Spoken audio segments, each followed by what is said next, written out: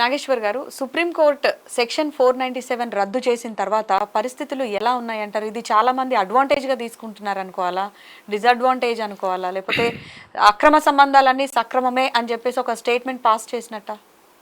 ఇప్పుడు జనరల్గా ఏమైందంటే చాలామంది తప్పుగా అర్థం చేసుకునేది ఏంటంటే సుప్రీంకోర్టు అనేది దేశంలో ఉన్న పరిస్థితులకు అనుగుణంగా పరిస్థితులు కానీ జీవిత విధానం కానీ మారుతున్న జీవిత విధానానికి అనుగుణంగా ఎప్పుడు తీర్పులు ఇస్తుంటుంది. సో ఈ మధ్యకాలంలో సుప్రీంకోర్టు ఇచ్చిన తీర్పుల మీద చాలామంది విమర్శలు చేయడం కానీ లేదా దాన్ని తప్పుగా అర్థం చేసుకోవడం కానీ జరుగుతూ వస్తున్న సందర్భాలు చాలా ఉన్నాయి. దాంట్లో మనం ఇప్పుడు ఈ అక్రమ సంబంధాల కేసు అంటే 497 అనేది దాన్ని అక్రమ సంబంధాలు అనటం కంటే అడల్టరీ అంటాం మనం. సో అడల్టరీ గురించి సంబంధించి ఒక జడ్జిమెంట్ ఇవ్వడం జరిగింది కదా. దీనికంటే ముందు కూడా ఇప్పుడు శబరిమలలో మహిళలు ప్రవేశించవచ్చు అని, తర్వాత పెళ్లి కాని అమ్మాయికి కూడా జనరల్గా పెళ్లి కాని అమ్మాయికి కూడా వెళ్తే మనం ఏమంటారు దాన్ని అబార్షన్ చేయొచ్చు.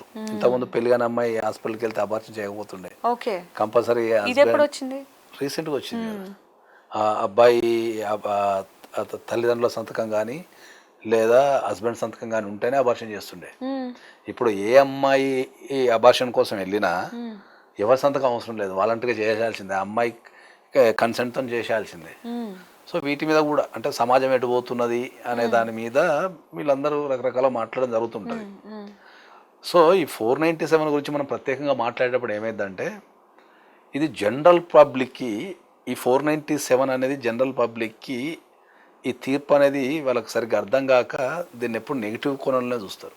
ఓకే 497 రద్దు చేయడం అంటే ఏంటి అంటే అడల్టరీకి సంబంధించి అంటే ఒక వ్యక్తి పెళ్ళైన ఒక వ్యక్తి ఇంకో వ్యక్తితో సంబంధం పెట్టుకుంటే అంటే భార్యతోని కాకుండా భర్తతో కాకుండా థర్డ్ పార్టీతో సంబంధం పెట్టుకుంటే 497 అనేది జనరల్ అడల్టరీ కిందకి వస్తుంది. సో దాని కింద ఒక వైఫ్ కనుక ఒక పెళ్ళైన వైఫ్ ఇంకో వ్యక్తితో కనుక అక్రమ సంబంధం పెట్టుకుంటే ఈ హస్బెండ్ వెళ్ళి కంప్లైంట్ ఇవ్వచ్చు. ఇస్తే దానిపైన విచారణ జరిగి అది నిజమే అని తేలితే వాళ్ళకి శిక్షించే అధికారం కోర్టుకుంది. సో ఇది దీనివల్ల సమాజంలో ఈ 497 అనే సెక్షన్ రద్దు చేయబడితే ఇంకా ఎవరితో తిరగచ్చు కదా, ఇంకా కేసులు లేవు కదా, ఇంకా రెచ్చిపోతారు కదా, లేకపోతే ఇంకా ఎక్కువ అయిపోతుంది కదా అని ఊహలలో ఉండిపోయారు అందరు జనరల్గా. ఓకే, ఈ సుప్రీంకోర్టు దీన్ని రద్దు చేయడం వెనక ఏంటంటే ఒక చట్టంలో అంటే అందరికి అర్థమయ్యే భాషలో చెప్తున్నారు, టెక్నికల్గా కాకుండా. ఎందుకంటే టెక్నికల్ చెప్తే మళ్ళీ ఇది పెద్ద సబ్జెక్ట్ అయిపోతుంది. ఈ సుప్రీంకోర్టు ఏంటంటే ఈ 497 అనేది ఒక కోణంలో ఏంటంటే మహిళలు అండ్ పురుషులు ఇద్దరు చట్ట ప్రకారం సమానమే కదా. సో 497లో ప్రధానంగా ఏంటంటే అమ్మాయి కనుక సంబంధం పెట్టుకుంటే భర్తకి ఇచ్చే రైట్ ఉంది కంప్లైంట్, అబ్బాయి సంబంధం పెట్టుకుంటే భార్యకు లేదు. సో ఈ జెండర్ బయాస్ ఏంది మరి అనే కాన్సెప్ట్ ఒకటి, ఇద్దరు సమానమే కదా అనేది రెండు. ఇప్పుడు నిజంగా ఒక వ్యక్తి అసలు ఈ సెక్స్ అనేది ఎప్పుడు ఒక పర్సనల్ థింగ్ అది. ఇప్పుడు సామాజిక పరంగా ఏమవుతుందంటే ఒక అబ్బాయి ఉండి పెళ్లి చేసుకున్న తర్వాత భార్యని సెక్సువల్ పరంగా చక్కగా చూసుకోకపోతే అప్పుడు ఆ అమ్మాయి పరిస్థితి ఏంది? పెళ్ళి అనే ఒక బంధంలోనే ఉండిపోయి ఆ అమ్మాయి తన జీవితాన్ని మొత్తం నాశనం చేసుకోవాలా? సేమ్ పరిస్థితి అబ్బాయి కూడా ఉంటే అట్లా నాశనం చేసుకోవాలని ఈ రకరకాల క్వశ్చన్ల నుంచి వచ్చి ఫైనల్గా వీళ్ళొక జడ్జిమెంట్కి ఏమొచ్చిందంటే ఈ సెక్షన్ వల్ల సమాజంలో ఉపయోగం ఏం లేదు. ఇప్పుడు 497 పెట్టడం వల్ల ఉండటం వల్ల మీకు ఏమైనా అక్రమ సంబంధాలు మార్కెట్లో ఆగిపోయినాయా? అయిపోలేదు కదా. మరి తీర్చడం వల్ల ఏమైనా పెరిగినాయా? పెరగలే అనుకుంటున్నాం. అక్రమ సంబంధం అనేది మనసుకు సంబంధించింది అంతే. అది దాని పెరగటాలు తగ్గటాలు ఏమి ఉండవు. కాకపోతే ఇంతకుముందు ఏంటంటే పట్టుకొని పోలీస్ స్టేషన్ పోయి కొట్టుకునేది, ఇప్పుడు ఆ పోలీస్ స్టేషన్ పోవడం తగ్గిపోయింది అంతే. ఇప్పుడు చీటింగ్ కేసు పెట్టడానికి వీలు లేదు, 487 పెట్టడానికి వీలు లేదు. అంటే అమ్మాయి తప్పు చేసినా అబ్బాయి ఎవరు తప్పు చేసినా కూడా దాన్ని స్థూలంగా చెప్పాలంటే అందరికి అర్థమయ్యే భాష స్థూలంగా చెప్పాలి అంటే పెళ్ళి అయినా కాకపోయినా ఒక మేజర్ ఉన్న ఇద్దరు వ్యక్తులు, వాళ్ళు ఆడ కావచ్చు మగ కావచ్చు, పెళ్ళి అయ్యి ఉండొచ్చు పెళ్ళి అవ్వకపోయి కూడా ఉండొచ్చు, ఎవరితోనే తిరగచ్చు.